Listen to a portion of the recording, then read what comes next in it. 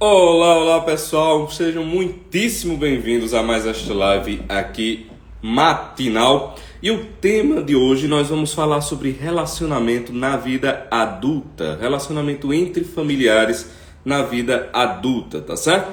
Então vamos esperar um pouco, vamos esperar o Instagram dignar-se a avisar as pessoas que já estamos aqui para falar, tá certo? Vamos esperar aí o quórum. A Milena falando, bom dia Milena, querida Weller, todo mundo aí entrando. Vocês sabem, né? Querida Bruna, como tá, Bruna? Você já pariu, minha filha? Você tava já parindo, né? Como é que estão as coisas? Conta aí. Então vamos esperar, mandem também a live para as pessoas. Isso é muito importante. Às vezes a gente negligencia essa parte, tá certo? Mas mandem a live aí, certo? Para as pessoas no direct enquanto tá aqui nesse movimento. Isso faz muita diferença, porque às vezes o Instagram não avisa, às vezes a pessoa mesmo deixa passar batido, tá certo? Então mandem esta live. Eu vou fixar aqui o tema relacionamentos familiares na vida adulta.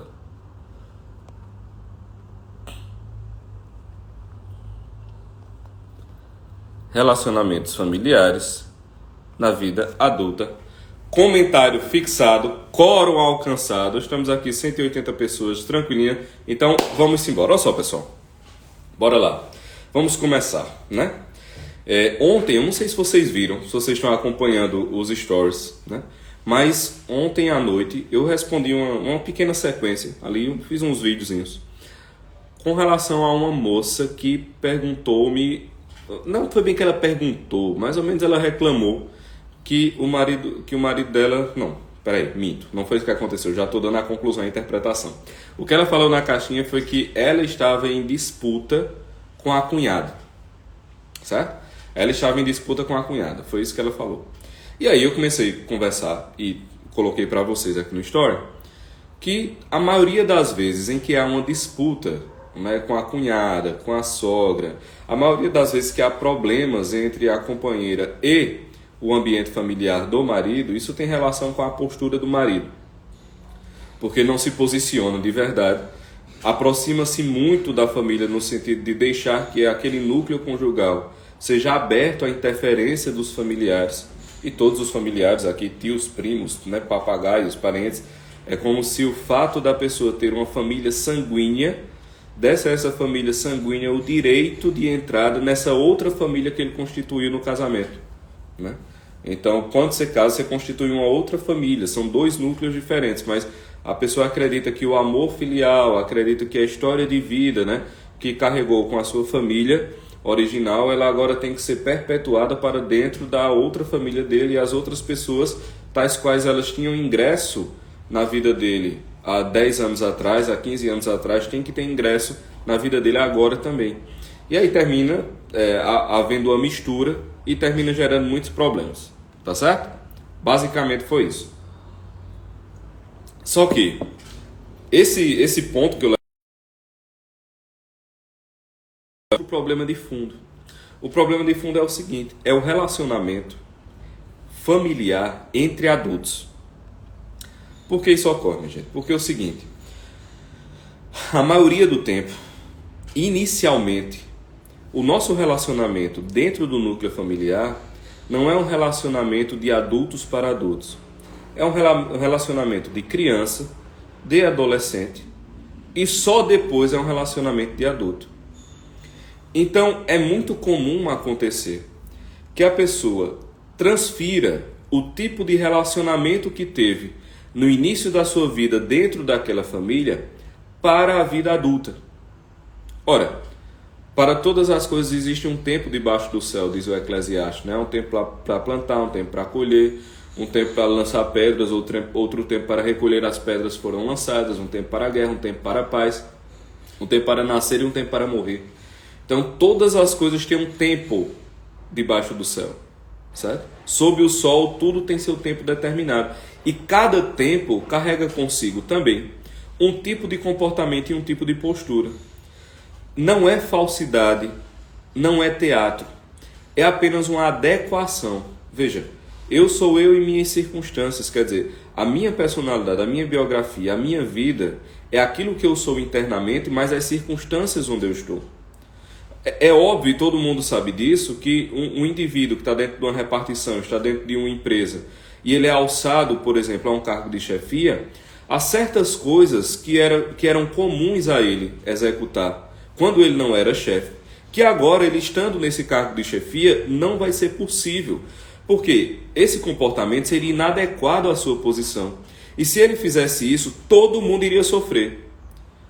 Iria sofrer ele, iriam sofrer as pessoas sobre as quais ele tem responsabilidade, e iriam sofrer as pessoas que ele tem que prestar contas. Então, se você está dentro de uma... Eu não gosto dessa ideia, mas ela vai ilustrar bem. Se você está dentro de uma determinada engrenagem, e você tem a função de ocupar um determinado espaço, ser uma determinada peça, e você se recusa, ou faz mal, ou se amolda de maneira estranha aquela engrenagem, você apenas não vai se destruir, você vai destruir a engrenagem inteira. Todas as peças que dependem de você. Então, cada fase da vida, ela tem um comportamento específico daquela fase. Que se você fizer para menos ou para mais, você vai sofrer e vai fazer as pessoas ao seu redor sofrerem. Com a família, como eu disse, acontece a fase da infância, a fase da primeira juventude, que costuma se chamar adolescência, a primeira parte da vida adulta, da juventude, costuma se chamar adolescência. Essa fase e a fase da vida adulta. E dentro da fase da vida adulta, a fase da vida adulta de um indivíduo solteiro e a fase da vida adulta de um indivíduo casado. Então, essas fases da vida comportam posicionamentos diferentes diante do seu núcleo familiar original. Quem não entende isso vai continuar comportando-se para com os membros da sua família como se ele estivesse naquela fase da infância, como se ele estivesse naquela fase da adolescência, quando na verdade ele está em outra fase da vida. Cara, isso vai trazer muita confusão, muito problema, muito sofrimento, certo? Nós não podemos nos dar ao luxo de nos comportar de um modo distinto daquela situação de vida em que nós nos encontramos. Isso sempre vai causar problemas. Sempre. Essa instalação na realidade de qual fase da vida nós estamos, ela é essencial. Ela é essencial. Porque seria o equivalente a você exigir de uma criança que se comporte como um pai de família. O que é que você vai fazer à criança? Você vai causar profundo sofrimento a ela. Por quê? Porque aquela fase da vida dela é inadequada àquele comportamento que está sendo exigido. Certo? Conosco acontece a mesma coisa. Não podemos nos comportar para com a nossa família de origem, na vida adulta, como se fôssemos crianças ou adolescentes. E o que é finalmente a vida adulta? Né? Fechado este ponto das fases da vida e dos tipos de comportamento para cada fase da vida, o que é a vida adulta? Veja, a vida adulta compõe-se basicamente de uma responsabilidade sobre si, sobre seus atos e sobre aqueles colocados sob sua guarda. Então, um adulto, ele é um indivíduo que é responsável por ele próprio, é responsável pelos atos que ele pratica e é responsável, sendo responsável por ele e por seus atos, é responsável pelo impacto que isso tem sobre aqueles que estão sob a sua guarda, sob a sua tutela. Porque aqui é que está. Uma característica da vida adulta é você notar que não está sozinho no mundo, que suas ações têm consequências e que você deve se responsabilizar pelas consequências que as suas ações provocam sobre outras pessoas. Né? Depois a gente vai ter... enfim, nós vamos falar mais sobre isso, sobre as camadas da personalidade, né? E as camadas da personalidade da vida adulta, naquela tipologia de Olavo, de 12 camadas da personalidade, que vai desde a camada 1, que é a camada única e exclusiva do corpo, própria dos bebês, das crianças pequenas, até a camada 12, que é a camada de perfeição da santidade, né? Passando todas as camadas próprias do comportamento humano. Então, por exemplo, quando você chega na 7ª ou 8ª camada, que seria a camada da maturidade, é essa percepção de que o mundo externo existe e você tem uma responsabilidade para com o mundo externo, inclusive você tem uma responsabilidade diante da morte. Ou seja, um adulto mesmo maduro, ele se pergunta, certo, quando a morte chegar, né, o que terei feito? Então os seus atos vão ter como base o julgamento da sua vida final. Vão ter como base o juízo, né? Vai ter como base esse momento em que a sua vida, ela, nesse mundo, ela cessa e ela toma uma forma. Então o adulto mesmo, ele vai preocupar-se, beleza, qual é a forma da minha vida?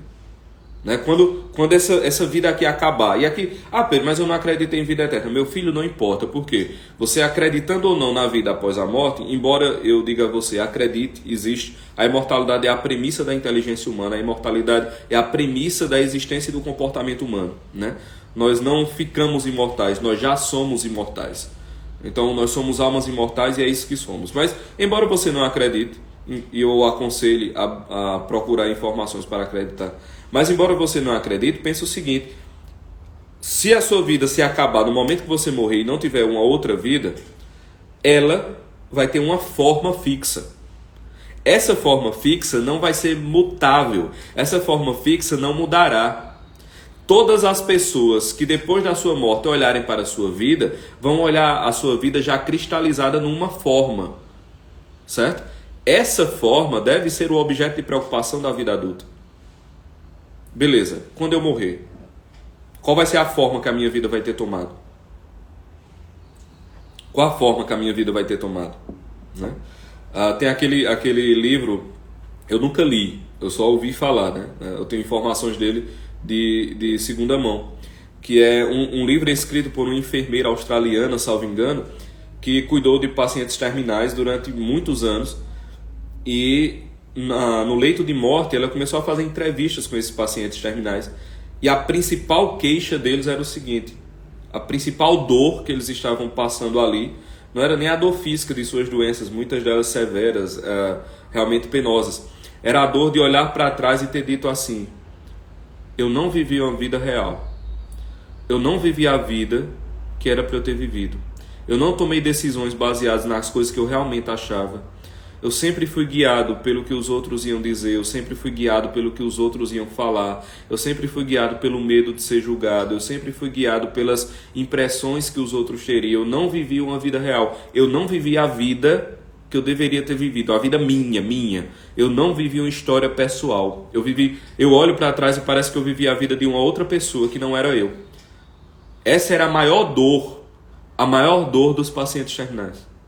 Quer dizer, o que é essa dor? É a dor de ver a forma da sua vida cristalizada e, observando aquela forma cristalizada, você olhar e dizer: meu pai do céu, quem fez essa forma? Né? Quem foi o artesão que moldou essa forma aqui? Não fui eu. Não fui eu. Porque olhando para trás, essa decisão aqui não era uma decisão que eu tomaria. Essa situação aqui não era uma situação que eu viveria. Você vai olhando e aquilo ali já não tem mais o que fazer. Né? É a impotência, você não tem mais o que fazer. Está ali, cristalizada a forma. Então assim, um adulto, ele vai preocupar-se sobretudo com a forma cristalizada. Ora, só é possível, na forma cristalizada do final da vida, você ter uma forma adequada à sua personalidade, adequada à sua biografia, se você tomou as escolhas de maneira compatível com a época que você estava vivendo e com aquilo que você era. Porque senão, a forma cristalizada vai ser a vida de uma outra pessoa que não era você. Porque se, por exemplo, o indivíduo está lá, adulto, e continua comportando-se com o núcleo familiar original como se ele fosse uma criança, as decisões que ele tomar agora não são decisões dele, você está entendendo? Porque se fosse para ele tomar decisões adequadas com a idade dele, com a estrutura de vida dele, ele não tomaria aquelas. Ele está tomando as decisões de uma outra pessoa, ele está tomando as decisões de uma criança, ele está tomando as decisões de um adolescente. Na forma cristalizada da sua vida, aquele conjunto de decisões não vai parecer uma decisão própria, porque são decisões deslocadas, disformes, não são decisões conforme a situação, conforme a personalidade, conforme a biografia, conforme o momento da vida. São decisões disformes, elas estão completamente deformadas, elas não têm a forma adequada, elas estão deformadas, porque elas estão sendo feitas a partir de um lugar que o indivíduo não está, né? A partir de uma personalidade que o indivíduo não tem, a partir de um desejo que ele não carrega. Ele não carrega. Isso é desesperador, pô. Isso é desesperador. E a gente pode observar isso já agora, já em algumas decisões nossas. Do cara olhar para trás assim e dizer, caramba, quem tomou essa decisão aqui? Porque não fui eu, não. Nem disso eu gosto. Né? Nem isso me toca. Isso, é claro que não fui eu que tomei essa decisão. Quem foi que tomou essa decisão? A gente já sente essa dor agora. Então a vida adulta é olhar para essa forma cristalizada, entendeu? E tomar as decisões baseadas no momento da vida que você está e daquela pessoa que você é. O que acontece, minha gente? O relacionamento entre pais e filhos, ele tem etapas. Veja, quando os pais têm filhos pequenos, os filhos pequenos têm nenhuma ou pouca responsabilidade.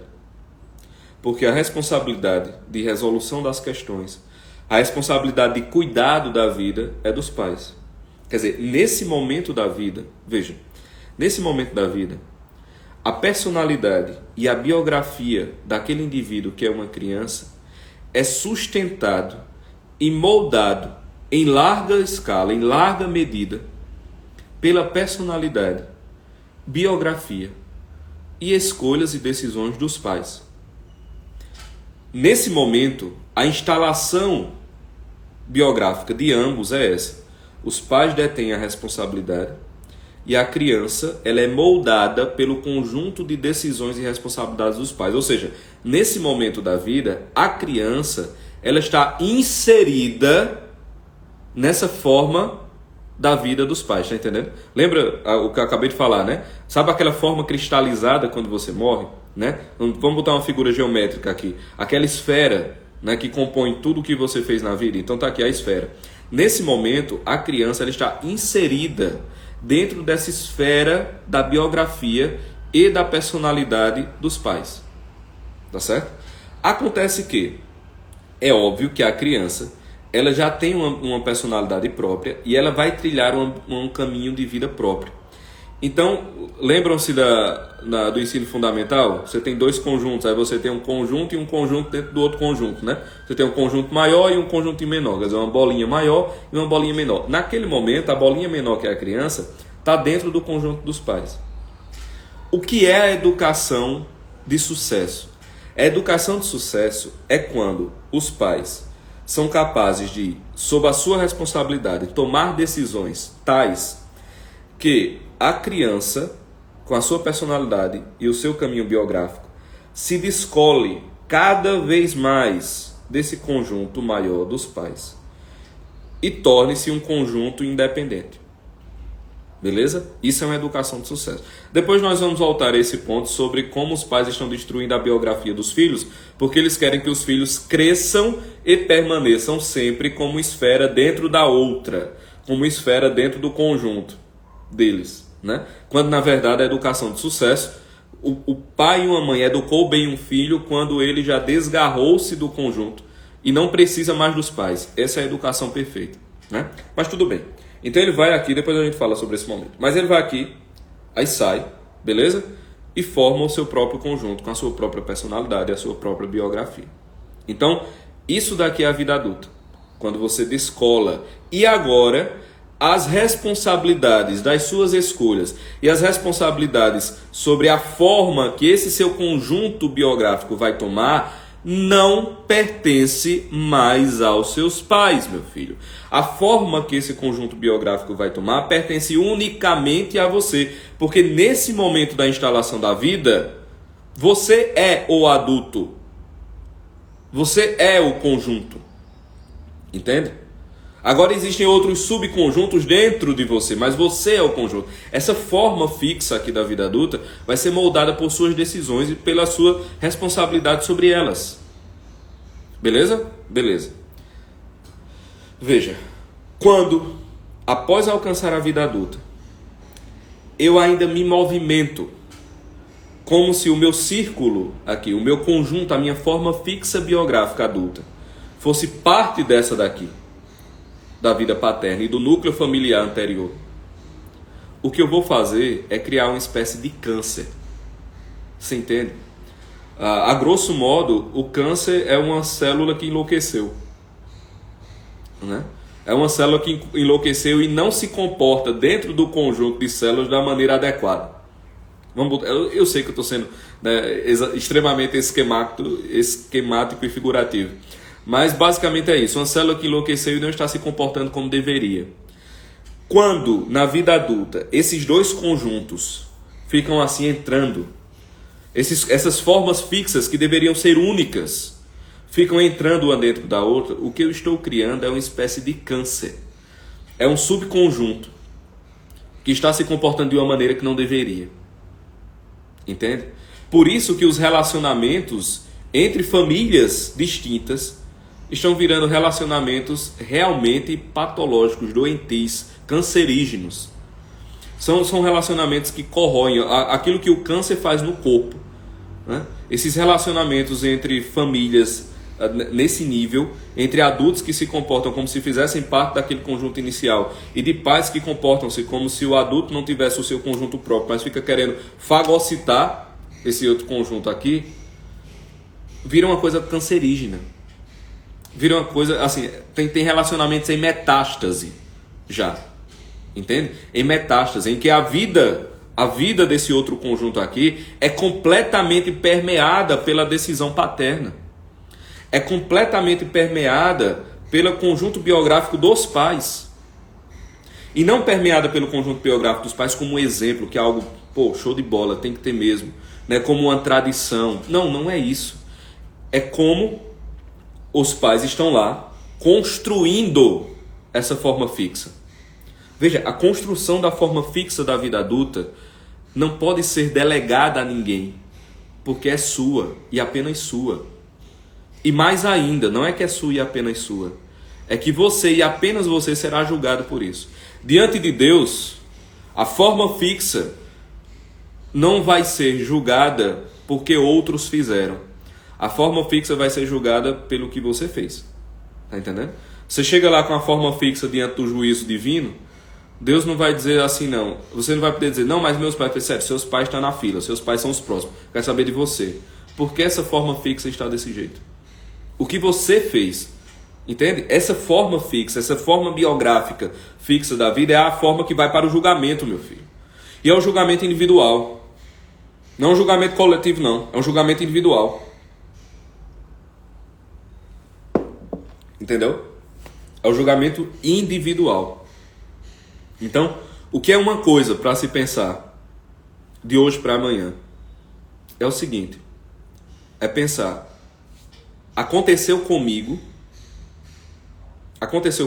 essa situação, né, dos círculos, das esferas estarem aqui num relacionamento cancerígeno, aconteceu comigo? Se aconteceu, como é que eu conserto? Não, mas não é consertar de uma vez não, né? Como é que eu conserto? Quais são as medidas que eu tenho que tomar? Quando eu for julgado, quando a minha forma fixa chegar diante de Deus, ela vai ter a forma que eu dei?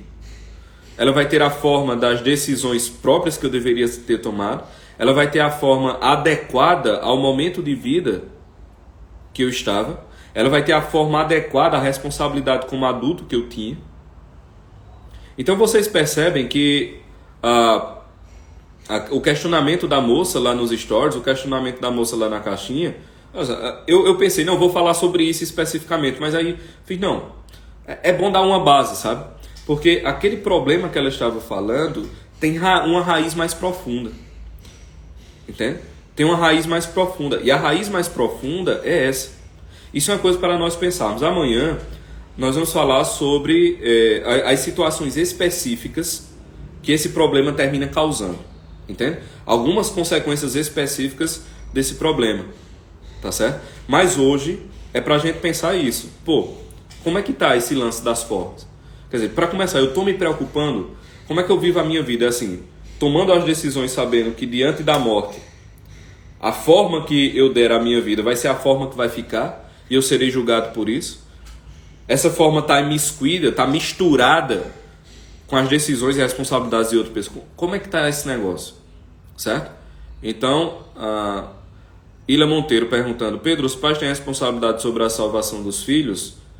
Tem no sentido de que, enquanto a responsabilidade por moldar a percepção do mundo dos filhos for dos pais, eles têm responsabilidade sobre isso.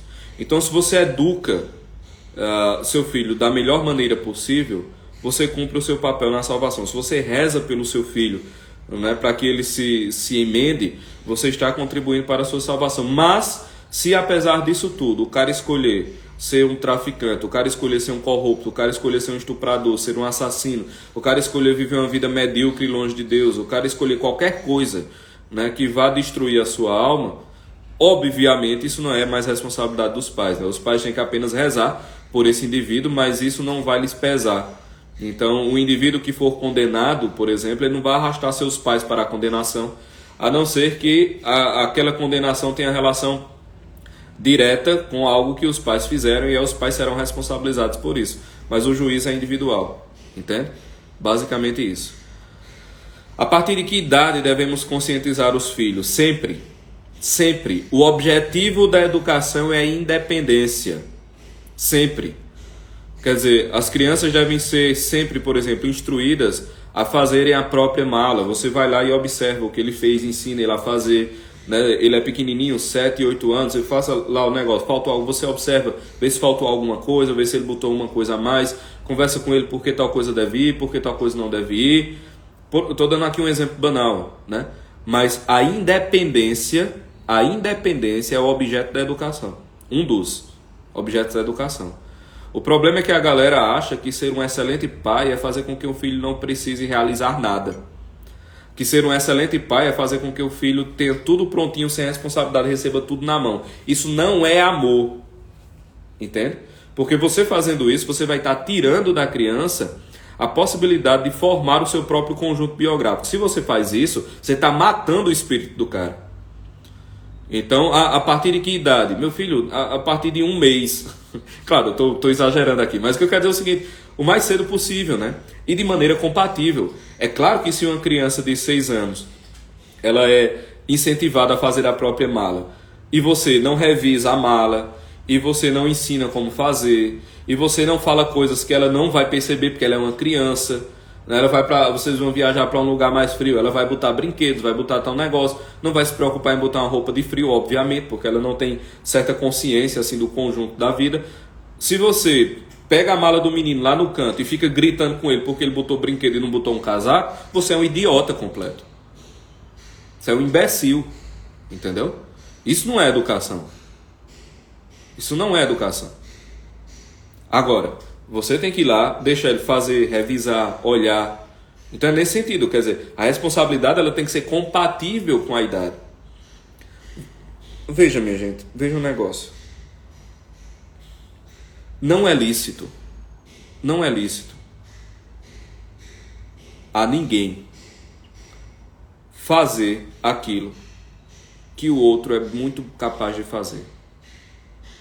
Veja, não é lícito carregar no braço quem sabe andar, certo? Não é lícito carregar nos braços quem sabe andar, quem pode andar. É lícito você... Vem cá, bicho. Você toma ele aqui, bora. Vou andar junto com você. E no trecho que a pessoa não conseguir, aí você bota ela nas costas e carrega quanto for necessário. Mas em ela podendo, em ela sabendo, não é lícito levar no colo quem já sabe andar. Entende? Se você fizer isso, você está causando um grande mal. Um grande mal mesmo. Porque você só está impedindo a pessoa de conquistar suas coisas, impedindo a pessoa de alcançar sua autonomia. Tá certo? Então, pessoal, vocês já sabem o que fazer, né? Eu não preciso nem dizer o que é preciso fazer. Dê aqui aquele print e vou até botar aqui. Pronto, feito. Printaram. Eles printaram, vão mandar para todo mundo, vão escrever textinhos, vão fazer vídeos comentando como foi a live, vão fazer tudo isso, tá certo? Está tirado o print e vão printando aí. Pronto. Pois vamos embora, pessoal. Até amanhã às 7h50. Espalhem a boa nova, espalhem a mensagem. Lembrem-se que nos dias 15, 16 e 17 deste mês, Jornada do Poço à Luz. Farei aulões gratuitos, tá certo? Em preparação ao lançamento do curso Raízes Espirituais. Então, basicamente é isso. Cheiro grande, fiquem na paz, fiquem com Deus e até mais. Valeu!